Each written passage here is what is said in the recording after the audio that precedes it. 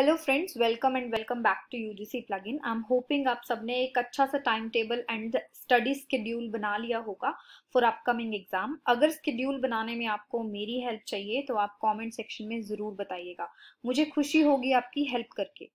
आज British series का हमारा 4th लेक्चर है जिसमें हम कवर करेंगे पीबी शैले को, जो रोमांटिक एज के एक रिनाउंड ऑथर हैं।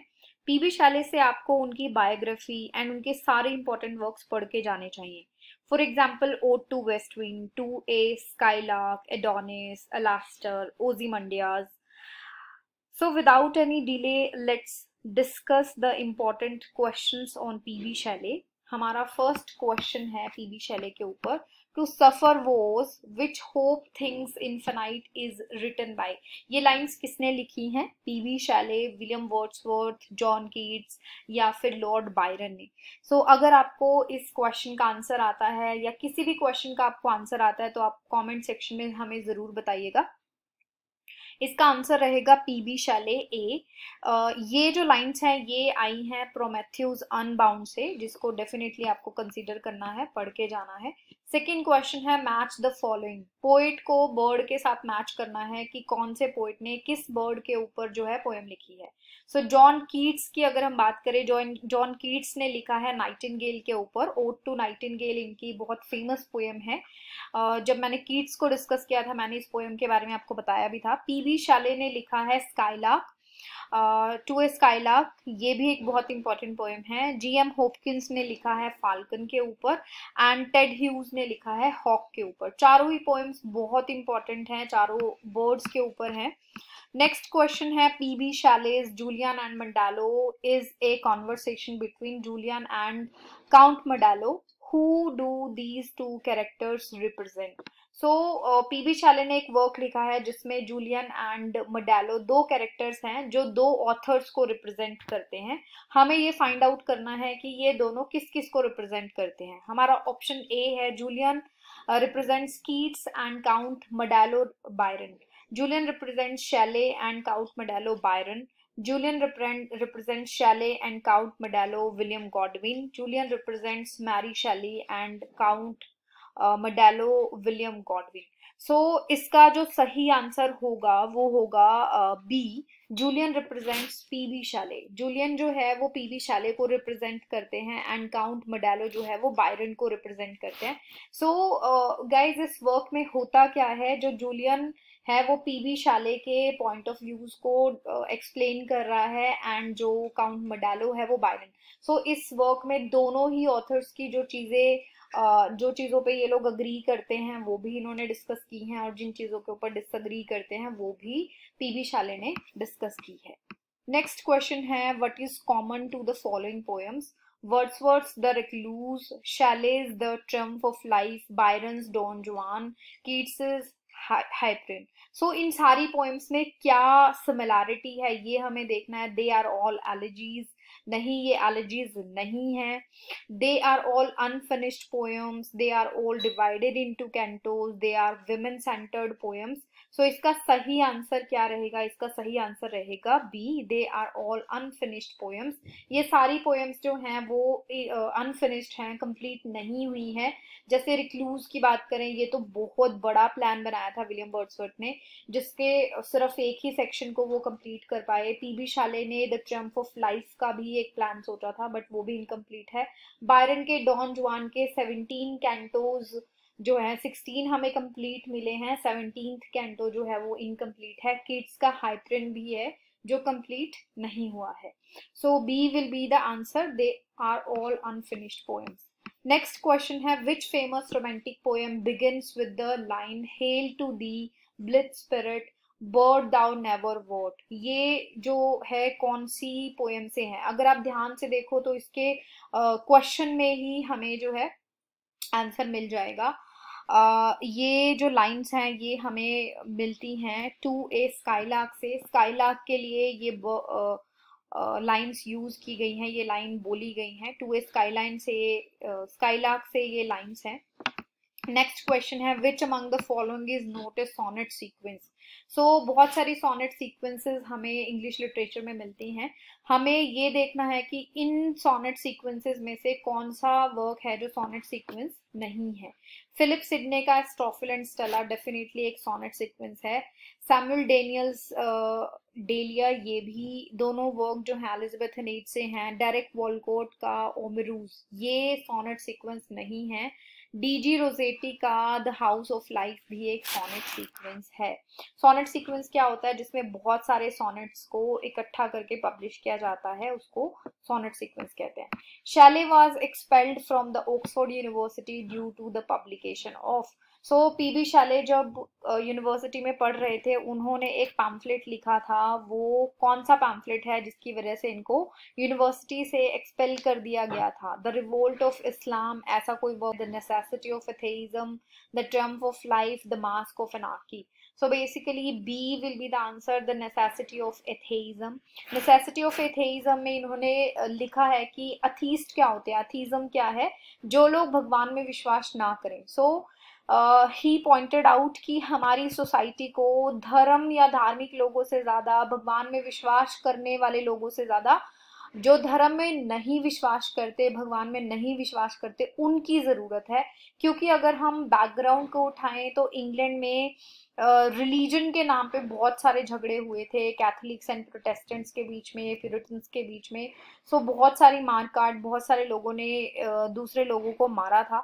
वो सारी चीजें देखते हुए एक बहुत बुरी सिचुएशन जो है इंग्लैंड में रही है हमेशा। So for that reason PB Shelley said that we need atheism. भगवान में विश्वास करने से ज्यादा हमें भगवान में नहीं विश्वास करने की जरूरत है। नेक्स्ट क्वेश्चन है which of the following poems use terza Raima. Terza Raima जो है एक इटालियन फॉर्म ऑफ वर्स है।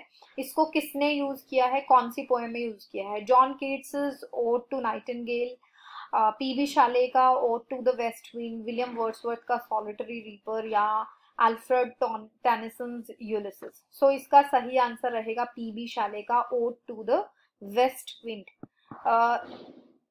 टर्जा राइमा होता क्या है? टर्जा राइमा होता है 3-3 लाइन के एक एक स्टैंजा को हम टर्जा राइमा कहते हैं, जिसमें जो राइम स्कीम होती है वो ऑल्टरनेट राइम स्कीम होती है, A B C D C, इस तरह से। नेक्स्ट स्टैंजा से जो एक लास्ट में राइम होता है वो बीच में आता है, A B C B.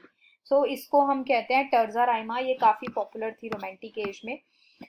If dash comes can dash be far behind, इसके अंदर हमें वर्ड्स फिल करने हैं। Ode to the west wind से ये लाइन ली गई है। Winter spring, autumn summer, wind rains, spring winter. So इसका क्या सही आंसर आएगा? इसमें आएगा winter and spring. If winter comes can spring be far behind.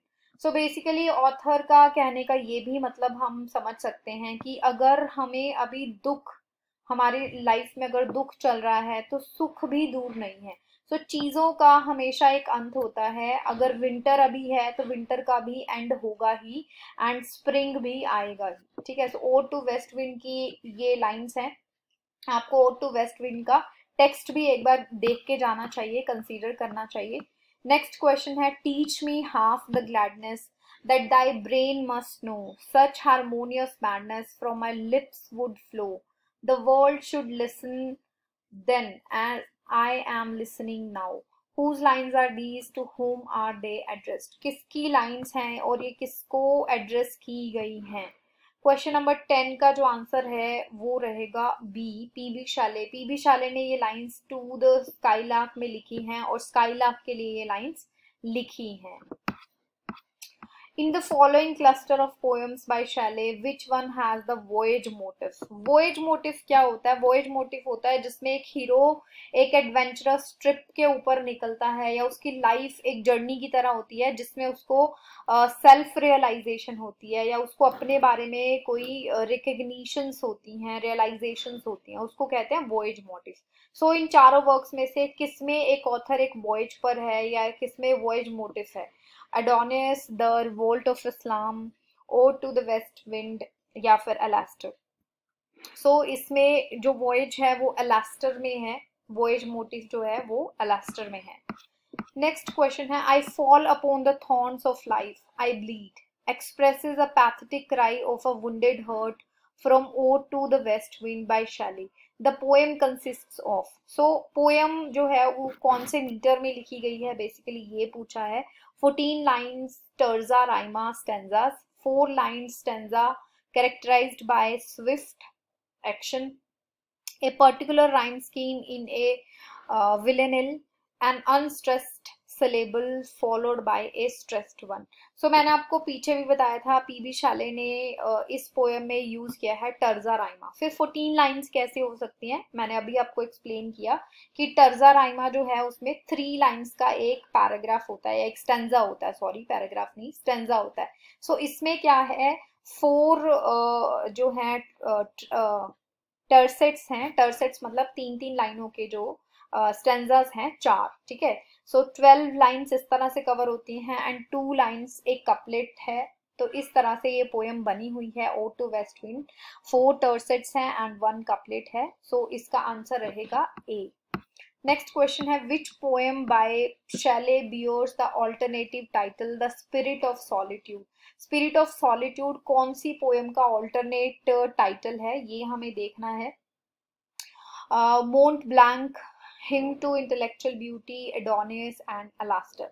सो ये जो सब टाइटल है, ये सब टाइटल उन्होंने दिया है अलास्टर को, ये हमें याद रखना है, बहुत इंपॉर्टेंट क्वेश्चन है। The spirit of solitude alternative title है अलास्टर के लिए, या फिर हम कह सकते हैं सब टाइटल है। Match the character with the author.